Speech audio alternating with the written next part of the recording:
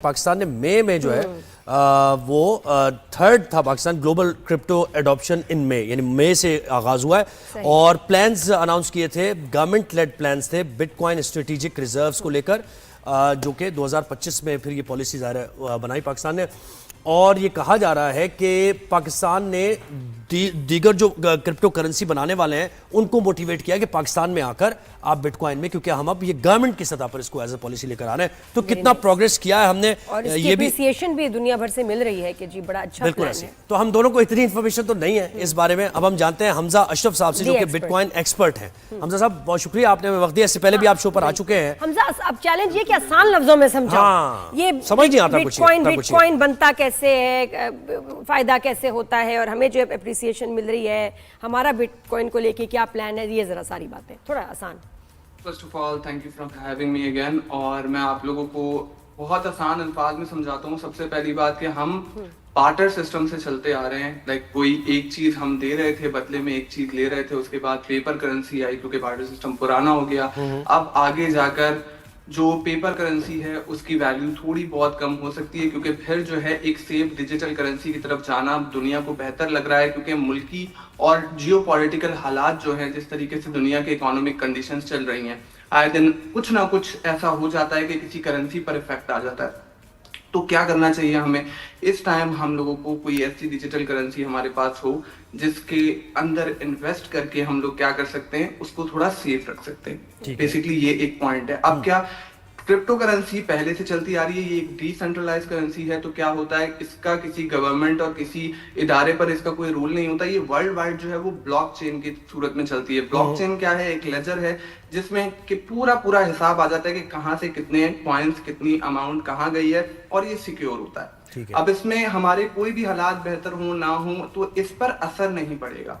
ठीक है। अभी फिलहाल तो बिटकॉइन पर पड़ रहा है। क्यों? क्योंकि अब लोग कोई भी कहीं भी हालात खराब होते हैं तो लोग उसी जगह पैसा डाल देते हैं, और ये गोल्ड की सूरत इख्तियार कर रहा है एक तरीके से। नहीं, लेकिन हमजा, इसमें तो ये भी तो हो रहा है ना, जैसे करेंसी में होता है कि करेंसी आपकी डिवैल्यू हो गई, इस तरह बिटकॉइन में भी यही होता है। इसमें बिटकॉइन में होगा, बट अभी हर मुल्क जो है इसको रेगुलेट करके एक डिजिटल सेफ करेंसी भी निकालेगा अपनी, जो कि हमारा EPKR हो जाएगा। ठीक है, इस तरीके से डॉलर का अलग USDT, उसके अलावा किसी मुल्क का अलग, वो सारी। अच्छा, अब ये पाकिस्तान की बात आ गई, जरा थोड़ा स्टेप वाइज पाकिस्तान की बात आ गई। पाकिस्तान अपना कोई करेंसी बनाएगा, माइनिंग होगी, यानी हो रही है, बल्कि डिजिटल करेंसी। अच्छा, डिजिटल करेंसी। मुझे ये बताएं कि पाकिस्तान की करेंसी, पाकिस्तान की ये जो करेंसी है, इसमें यानी लोग दूसरे क्यों लेंगे, यानी वो दूसरों के लिए एक्सेप्टेबल क्यों होगी, प्राइस कंपैरेटिव होगी, या क्या होगा उसके अंदर ऐसा?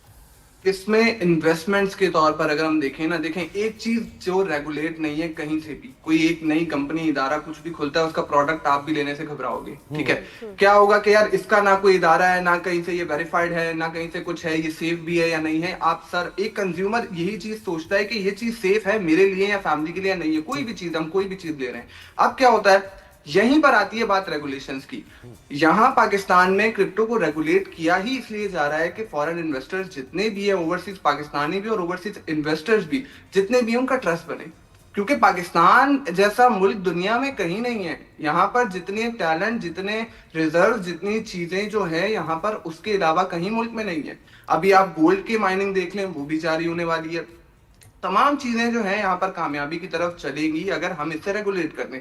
तो रेगुलेट करने का मकसद सिर्फ इतना होता है कि सबका ट्रस्ट बन जाए कि हम एक सेफ जगह इन्वेस्ट कर रहे हैं, और वो सेफ जगह इन्वेस्ट करने के बाद जब एक बड़ा डिफरेंस आता है, क्योंकि जब भी कोई न्यू चीज अडेप्ट की जाती है तो उसमें डिफरेंस आता है। लेकिन शुरू तो होना।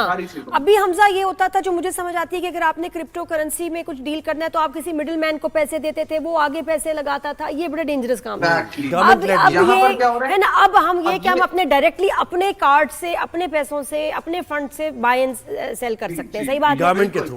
तो अच्छा, और बिल्कुल अच्छा, इसमें जरा मुझे एफर्ट्स बताइएगा। जो हमारे CEO हैं Pakistan crypto council and special assistant to prime minister on blockchain and crypto, तो बिलाल बिन साकिब, इनकी एफर्ट्स को बड़ा अप्रिशिएट किया जा रहा है। इवन जो क्रिप्टो के इन्फ्लुएंसर्स हैं भारत में भी, वो बड़ा अप्रिशिएट कर रहे हैं इसको, कि जी इनकी जो एफर्ट्स हैं, तो उनके भी जरा प्लान के बारे में बताइएगा कि ये एक्चुअली क्या कर रहे हैं।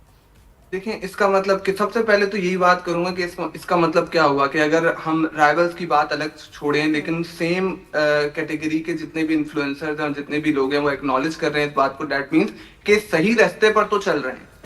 सही जगह पर पहचान बना रहे हैं, सही जगह पर इनोवेशन के सिनेरियोज बन रहे हैं, कंज्यूमर की जगह इनोवेटर बन रहे हैं हम लोग। और ये चीज बाहर तक जब तक हम नहीं फैलाएंगे, ये प्लान्स के आप यहाँ पर इन्वेस्ट कर सकते हैं, पूरी दुनिया में हमारे पास एक इनोवेशन, और उसके अलावा हम लोग जो है प्रोड्यूसर भी बन सकते हैं।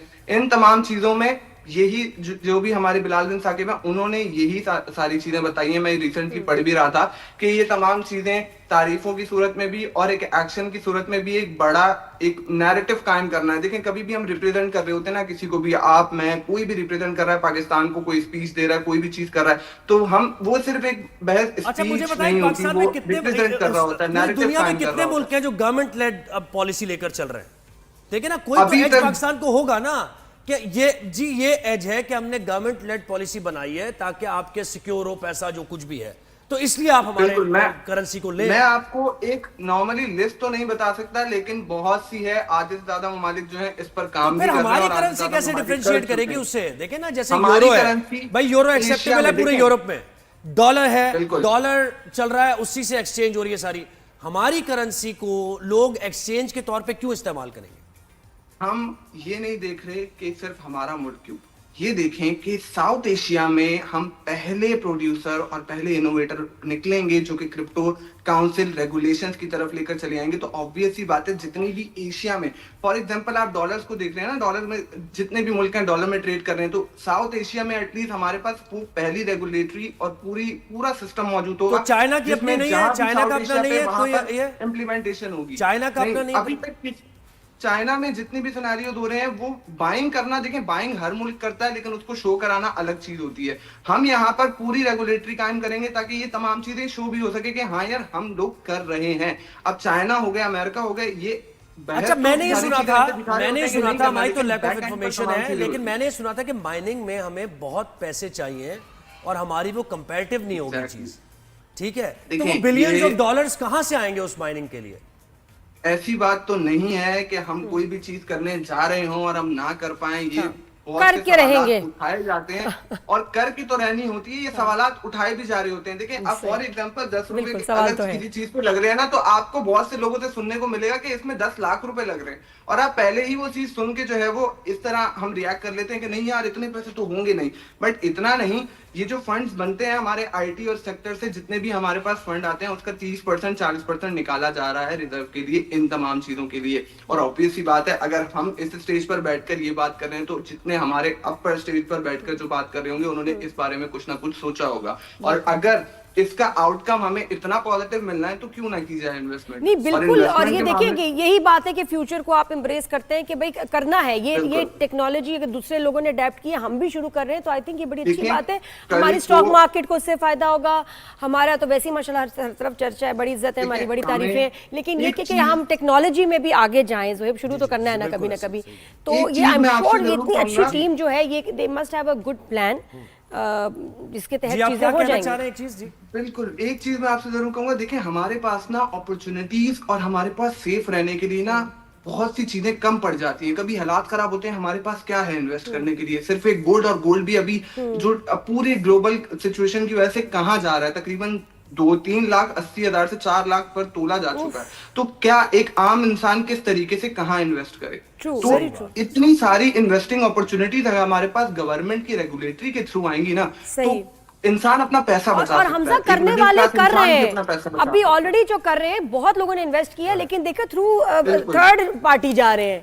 थर्ड पार्टी, तुम मेरे पैसे लो, तुम वहां लगा लो, या दूसरे मुल्कों के बैंक्स में से ट्रेड कर रहे हैं, कहीं और अकाउंट है, तो पाकिस्तान को उससे फायदा नहीं हो रहा। जी, हम करेंगे। चीज आपसे शेयर करता हूं नादिया कि अभी ये एक स्कैम भी चल रहा होता है। इसमें क्या होता है कि आपने किसी एक इंसान को पैसे दिए, उसने आपको पैसे दिए, आपने उसको अपने यूएसडी सेल कर दिए, जो एक डिजिटल करेंसी है वो सेल कर दी, लेकिन वो बैकएंड पर अपनी एक बैंक एप्लीकेशन को कॉल या फिर ईमेल करेगा कि मुझसे बाय मिस्टेक ये तमाम चीजें हो गई और मेरी पेमेंट जो है वो वापस कर दें। अब ये चीज रेगुलेटरी में नहीं आ रही है, ये फ्रॉड तो एटलीस्ट रुकेगा ना, ये सब स्कैम रुक जाएगा। अगला